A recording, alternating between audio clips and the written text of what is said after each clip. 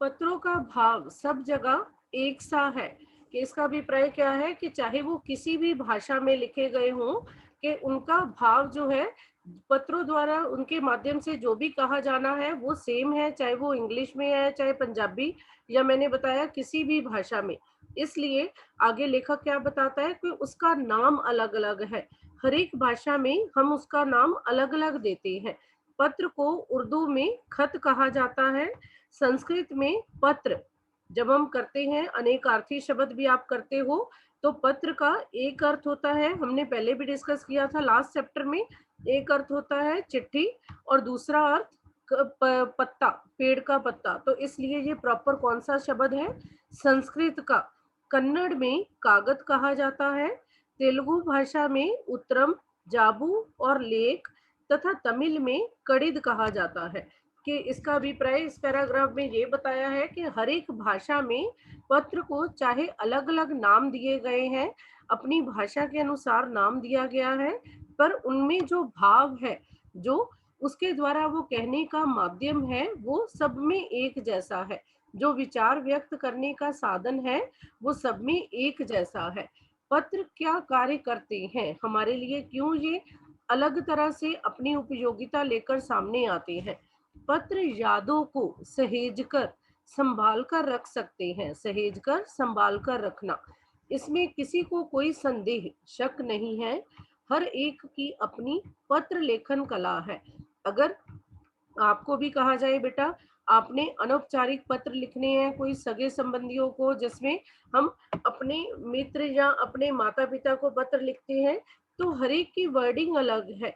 चाहे उसमें जो कंटेंट है, उसके लिए जो भी सब्जेक्ट दिया जाता है वो सेम होता है, पर अगर हम 10 व्यक्तियों से भी पत्र लिखवाएं तो सबके विचार अलग अलग निकल कर सामने आएंगे। इसलिए कहा गया है कि हर एक की अपनी पत्र लेखन कला है, और हर एक के पत्रों का अपना दायरा दायरा सीमा होती है। कि कोई अपनी बात को बहुत अधिक एक्सप्लेन कर सकता है, कोई उसी बात को केवल कम शब्दों में टू दी पॉइंट कह देता है। तो इसलिए हर एक के पत्र का अपना दायरा होता है। और दुनिया भर में, दुनिया संसार भर में, विश्व में रोज प्रतिदिन करोड़ों पत्र जो है एक दूसरे को तलाशते तलाशते ढूंढते, कि किसी न किसी पते पर पहुंचने के लिए ऐसा लगता है किसी को तलाश कर रहे हैं, किसी को ढूंढ रहे हैं, और तमाम ठिकानों तक पहुंचते हैं। कि आज भी चाहे हमारी टेक्नोलॉजी कितनी भी उन्नति कर चुकी है, अब तो वीडियो कॉल भी आप कर सकते हो, उससे भी ज्यादा जो हमारे पास तकनीक है वो आती जा रही है। पर अब भी हम ये कह सकते हैं कि संसार में रोज करोड़ों पत्र जो हैं एक दूसरे को तलाशते हैं, किसी अपने पते तक पहुंचने के लिए, उस ठिकाने तक पहुंचने के लिए जिसके लिए वो लिखे जाते हैं, और वहां तक पहुंचने के लिए वो एक जगह की तलाश करते हैं। अब भारत में, कि इंडिया में, अब पूरे विश्व की बात करते हुए लेखक हमें क्या बता रहा है कि केवल भारत में ही रोज 4.5 करोड़, के 4.5, के 4.5, 4.5 करोड़ चिट्ठियां जो है वो डाक में डाली जाती हैं। जो ये साबित करती हैं, ये सिद्ध करती हैं कि पत्र कितनी अहमियत अहमियत महत्वपूर्ण, कितनी उपयोगिता हमारे लिए रखते हैं। पंडित जवाहरलाल नेहरू ने अब 1953 में, कि ये पत्र लेखन कला कैसे विकसित हुई, इसको कैसे हमारे सब्जेक्ट में, हमारे पाठ्यक्रम में, सिलेबस में शामिल किया गया, उसके बारे में बताने के लिए लेखक आगे अपनी बात को स्पष्ट करने के लिए आगे बढ़ा रहा है। कि पंडित जवाहरलाल नेहरू ने सन 1953 में 53 में सही कहा था कि हजारों सालों तक संचार का साधन केवल हरकारे हरकारे होते हैं, जो दूत एक जगह से दूसरी जगह तक संदेश पहुंचाने का कार्य करते हैं। कि वो जो व्यक्ति बहुत तेज दौड़ता था, ज्यादातर रनर होते थे वो, कि वो तेज भागने वाले, उस व्यक्ति को हरकारा कहा जाता था, जो एक स्थान से दूसरे स्थान तक किसी राजा के लिए, किसी राजनीति से संबंधित किसी जरूरी कार्य के लिए अपनी बात दूसरे तक पहुंचाने के लिए जाता था। या फिर तेज घोड़े, कि वो, उसके बाद उसने कहा कि तेज घोड़े जो तेज भागने वाले थे, उनको भी संचार का, कम्युनिकेशन का एक साधन माना गया कि क्योंकि वो एक जगह से दूसरी जगह तक अपने संदेश को पहुंचाने का कार्य करते थे। उसके बाद पहिए आए कि जैसे जैसे हम सिविलाइज होते गए, हमारी सिविलाइजेशन में नई नई तरक्की आती गई, तो क्या हुआ, फिर पहिए आ गए। और इस तरह रेलवे और तार, तार शब्द का अर्थ है यहाँ पर, वो अब बंद हो चुकी है बेटा, कि ये टेलीग्राम जो जल्दी से जल्दी, चाहे वो खुशी के लिए हो चाहे वो दुख के लिए हो, तो जैसे ही हम एक टेलीग्राम भेजते थे कि पोस्ट ऑफिस से वो दूसरी जगह तक उसी समय पहुंच जाता था, जिसे अब आज के समय में हम ईमेल कह देते हैं। तो उसके द्वारा उस व्यक्ति तक 8 दिन 10 दिन में पहुंचने वाला जो संदेश था, वो एक दिन में कुछ ही घंटों में पहुंच जाता था। तो क्योंकि संदेश वहां पहुंचा और वहां का जो डाकिया था वो उस संदेश को लेकर उस व्यक्ति के घर तक जल्दी से जल्दी पहुंचाने का कार्य करता था। तार ने भी रेलों से भी तेज गति से संवाद पहुंचाने का सिलसिला शुरू किया। अब उसने बताया कि जैसे जैसे बदलाव होते गए, जैसे जैसे तरक्की होती गई, तो तार जो थी वो रेल से भी तेज, कि गाड़ी से, ट्रेन से भी तेज गति से अपना संवाद, अपना संदेश जो था वो दूसरे तक पहुंचाने का कार्य करती थी। अब लेखक ने जब ये पाठ लिखा है, तो ये तब से भी अब तक जो तरक्की हुई है, बदलाव हुए हैं, लेखक उस बात को भी अभी नहीं लिख पा रहा कि अब टेलीफोन है, वायरलेस है, और आगे रेडार दुनिया बदल रहा है। कि आप भी देख रहे हो, अब तो हम ऐसा कभी कल्पना भी नहीं की थी कि ऐसे पढ़ा भी जा सकता है, कि जो भी टीचर या अध्यापक कहना चाहता है वो विद्यार्थियों तक उसी समय पहुंच रहा है। तो ये एक तरह से संचार के साधनों में होने वाली तरक्की का ही परिणाम है। पिछली शताब्दी में, शताब्दी 100 वर्ष का समूह, अगर होता दशक तो दशक 10 वर्ष, के जी शताब्दी के 100 वर्षों में पत्र लेखन कला ने एक नया रूप ले लिया है। डाक व्यवस्था के सुधार के साथ साथ पत्रों को सही दिशा देने के लिए विशेष तौर पर प्रयास या कोशिश की गई है। पत्र संस्कृति, संस्कृति हमारी परंपरा को विकसित करने के लिए, कि पत्र परंपरा को विकसित करने के लिए अब सबसे पहले क्या कार्य किए गए, जैसे जैसे पत्र लेखन कला का विकास शुरू हुआ, तो सबसे पहला कार्य जो प्रत्येक देश की सरकार, विश्व की तरफ से, संसार की तरफ से क्या प्रयास किया गया कि इसे स्कूली पाठ्यक्रम में पत्र लेखन को एक विषय के रूप में शामिल किया गया, एक सब्जेक्ट के रूप में, सिलेबस में, वो चाहे हिंदी में हो, इंग्लिश में हो, मलयालम या तेलुगु, किसी भी भाषा में हो, तो बच्चों को उनके सिलेबस में पत्र लेखन कला का विकास कराने के लिए इसे एक विषय के तौर पर शामिल किया गया, ताकि आने वाली पीढ़ियों को इस बात के बारे में पूरी जानकारी हो सके कि पत्र लेखन कैसे विकसित हो सकता है। अब ये बात सिर्फ भारत में ही नहीं, दुनिया के कई देशों में ये प्रयास, ये कोशिश की गई, और जिसके लिए विश्व डाक संघ ने, कि इसके लिए सबसे ज्यादा प्रयास किसने किया, कि विश्व डाक संघ ने अपनी ओर से, यहाँ पर और है कि तरफ से, उनकी तरफ से, अगर और होता तो तथा, अब और है तो तरफ, कि उनकी तरफ से काफी प्रयास किए गए। विश्व डाक संघ की ओर से क्या किया गया कि 16 वर्ष से कम आयु वर्ग के बच्चों के लिए पत्र लेखन प्रतियोगिताएं आयोजित की गई। कि उनका अभिप्राय क्या था, उनका इस कार्य के पीछे मोटिव क्या था, उद्देश्य क्या था, कि वो चाहते थे कि बच्चे जो हैं, आने वाली पीढ़ी के बच्चे अगर पत्र लेखन कला को समझ सकेंगे, उसमें रुचि लेंगे, तो वो पत्र लेखन को और ज्यादा बढ़ावा दे सकते हैं, जिसके लिए 16 वर्ष से कम आयु वर्ग के बच्चों के लिए पत्र लेखन प्रतियोगिताएं, कंपटीशन जो थे वो आयोजित किए गए। ये कार्य कब शुरू हुआ, 1972 में, 1972। आपको शॉर्ट क्वेश्चन में ये आंसर आ सकता है क्वेश्चन, कि पत्र लेखन कला का विकास कब से शुरू हुआ, 1972 में। और जवाहरलाल नेहरू ने इन पत्र लेखन के बारे में क्या अपने विचार कब प्रकट किए, 1953 में।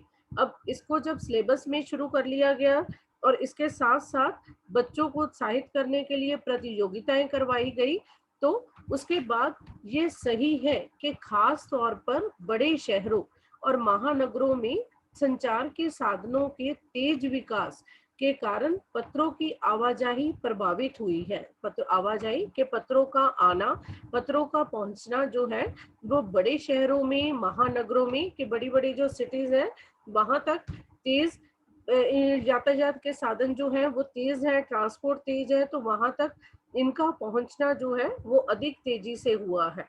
पर देहाती दुनिया, देहाती गांव जो है, देहात है हमारे, ज्यादातर भारत जो है वो गांव में बसता है। तो भारत के गांव में आज भी कि वहां पर अगर लेखक का कहना है कि वहां संचार के और साधन भी हैं, वहां कम्युनिकेशन के साधन और भी हैं, पर गांव में सिर्फ क्या है, आज भी चिट्ठियों का ही चलन है। वहां के लोग आज भी पत्र जो है वो बहुत महत्वपूर्ण मानते हैं। फैक्स, ईमेल, टेलीफोन या मोबाइल ने चिट्ठियों की तेजी को रोका है। उसने कहा कि इन सब चीजों ने जो तरक्की की है उसके कारण जो चिट्ठियां हैं वो अब कम हो गई हैं लिखनी, पर व्यापारिक डाक की संख्या के फिर भी हम चाहे जितना भी पत्र लेखन कम हो जाए, पर हम ये नहीं कह सकते कि जो वे बिजनेस से रिलेटेड है, कि अब भी बैंक से कोई भी एटीएम किसी का गुम हो जाए या कि बैंक से कुछ भी कागज आने हैं तो आपको डाक की जरूरत है। तो अभी भी आप डाक की इंतजार करते हो, तो व्यापारिक डाक जो है आज भी वो उसकी संख्या लगातार बढ़ रही है, उसको कम नहीं किया जा सकता। कि बिजनेस रिलेटेड जो पत्र हैं वो आज भी उतने ही उपयोगी हैं, उतनी ही संख्या में बढ़ रहे हैं। अब जहां तक पत्रों का सवाल है, अगर आप बारीकी से, बारीकी सूक्ष्मता से उसको एक बुरी गहराई के साथ उसकी तह में जाना चाहेंगे, तो आपको कोई भी ऐसा नहीं मिलेगा जिसने कभी किसी को पत्र ना लिखा हो या ना लिखाया हो। उसने कहा कि अगर ना लिखाया हो का अर्थ क्या है, कि अगर कोई अनपढ़ भी है जिसको पढ़ना लिखना नहीं आता है, तो उसने कभी ना कभी, ऐसा व्यक्ति आपको कहीं भी नहीं मिलेगा जिसने खुद पत्र ना लिखा हो या किसी दूसरे को अपने विचार बताकर पत्र ना लिखवाया हो।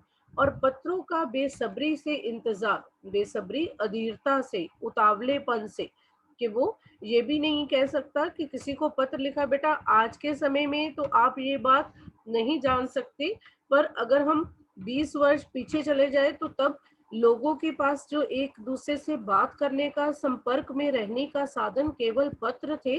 तो वो आप किसी अपने दादी से, अपनी माँ से पूछोगे, मम्मा बता सकते हैं आपको कि तब पत्रों का इंतजार कितनी बेसब्री से किया जाता था।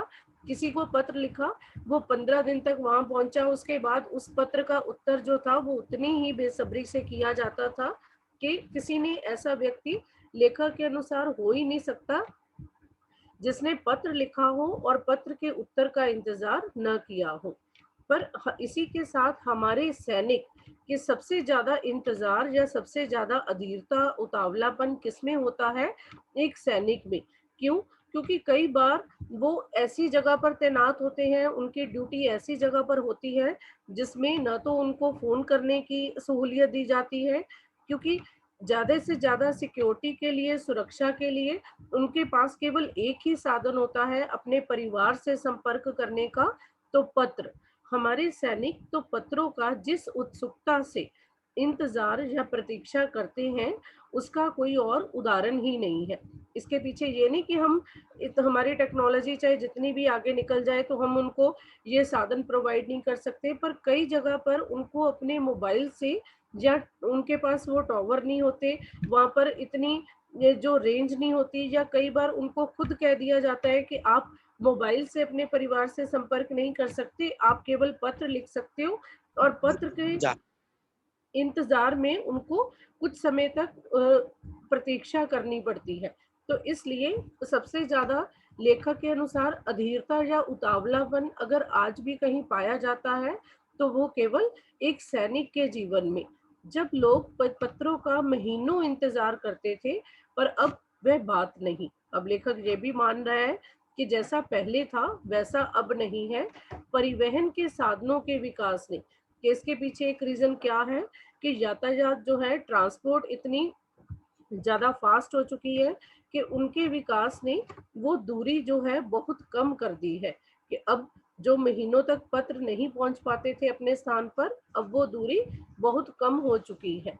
पहले लोगों के लिए संचार का इकलौता अकेला साधन, जिसके संचार कम्युनिकेशन का, किसी से बात करने का, किसी से संपर्क बनाने का केवल साधन क्या था?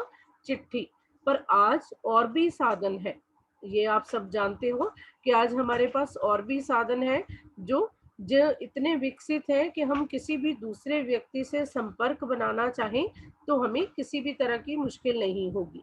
आज देश में ऐसे लोगों की कमी नहीं है जो अपने पूर्वजों, ये हमने पहले भी शब्द पढ़ा था लाख की चूड़ियों में, तो पूर्वज जो हमसे पहले, हमारे बाप दादा या जो भी हमारी हमारी हमसे पहले वाली पीढ़ी है, वो अपने पूर्वजों की चिट्ठियों को सहेज कर रखते हैं, संजो कर रखते हैं। संभाल कर रखना, उसको समेट कर रखना किस लिए? कि वो हमें एक विरासत लगती है, विरासत, धरोहर, कि हमारे पास उन हमारी पुरानी पीढ़ी की जो चिट्ठियां हैं वो हमारे लिए एक ऐसी विरासत है जिसे हम आज भी संभाल कर बैठे हैं।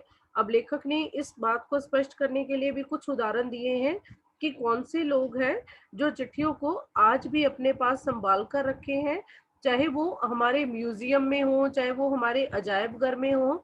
तो उन पत्रों के माध्यम से हम उनके बारे में पूरी तरह से जान सकते हैं कि ये किसके लिए कहा है। बड़े बड़े लेखक, पत्रकार, रिपोर्टर, उद्यमी, व्यापारी, कवि, प्रशासक, जो भी प्रशासकीय विभाग से संबंध रखते हैं, सन्यासी या किसान, इनकी पत्र रचनाएं अपने आप में एक अनुसंधान रिसर्च, खोज का विषय है कि उनके पत्र ऐसे हैं जिनसे हमें कुछ न कुछ सीखने को, कुछ न कुछ जानने को मिलता है।